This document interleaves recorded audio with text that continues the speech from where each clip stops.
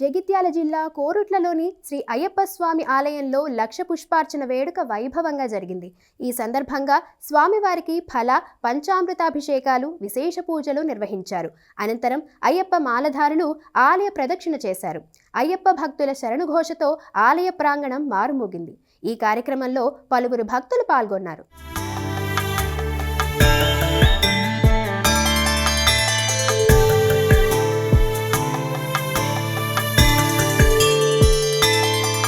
కమలాకుచ చూచుక కుంకుమతో నియతారుణిత తొలైన